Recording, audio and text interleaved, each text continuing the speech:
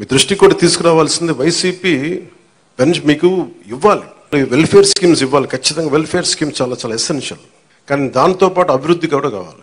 ఈరోజు నేను పంచాయతీరాజ్ శాఖ లెక్కలు చూస్తూ ఉంటే అసలు అడ్డగోలుగా నిధుల్ని అటు ఎటులిపినే తెలియట్లేదు. మీరే చూశారు.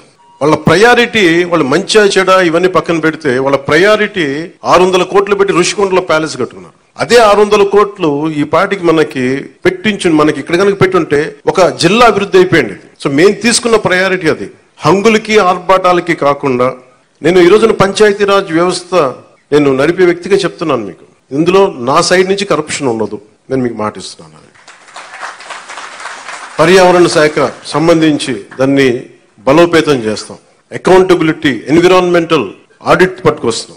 ఏ కాలుష్యం ఎందుకు ఉంది, దానికి పారిశ్రామికవేత్తలు ఏం చేస్తారు, ఇబ్బంది పెట్టి భయపెట్టేది కాదు, కానీ వారి బాధ్యత కూడా గుర్తించేలా దానికి ఒక బలమైన ప్రయత్నం చేస్తాం. అంత విలాసవంతమైన భవనం ఓకే, వాళ్ళు అనుకున్నట్టుగా నేను వాళ్ళ ఆ వాదనకి నేను సరే అంటున్నాను. ఓకే, మీరన్నట్టుగానే అది కూర్చోబెట్టి ఎవరైనా విఐపీస్ వస్తే ఉండటానికి అంత అవసరం ప్రస్తుతం. నాకే క్యాంప్ ఆఫీస్ ఇస్తే నన్ను అడుగుతా ఉన్నారు, ఏం చేయమంటారు మరమ్మతులు అంటే ఏం చేయగలరు అలా ఉంచండి అన్నాను.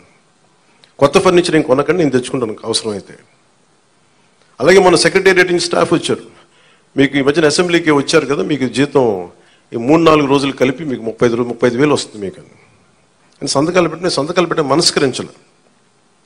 నేనేమనుకున్నాను, జీతం తీసుకొని పని చేద్దాం అనుకుంటే యాక్చువల్లీ లోపలికి వెళ్ళి పంచాయతీ నిధులను చూస్తూ ఉంటే డబ్బులు లేవు. పంచాయతీ శాఖలు ఎన్ని వేల కోట్ల అప్పులు ఉన్నాయో తెలియట్లా.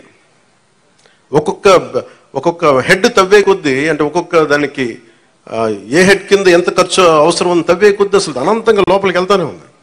మాకు ఒకటే అనిపించింది, ఇవన్నీ కరెక్ట్ చేయాలి. ఇవన్నీ ఇంత అప్పుల్లో మనకి పంచాయతీరాజ్ శాఖ ఉన్నప్పుడు నాలంటూ డబ్బులు తీసుకోవడం చాలా తప్పు అనిపించింది. అందుకని వాళ్ళు చెప్పి నేను జీతాన్ని వదిలేస్తున్నాను, నా జీతాలు ఏం వద్దు, కానీ నా దేశం కోసం, మా నేల కోసం పని చేస్తున్నాను.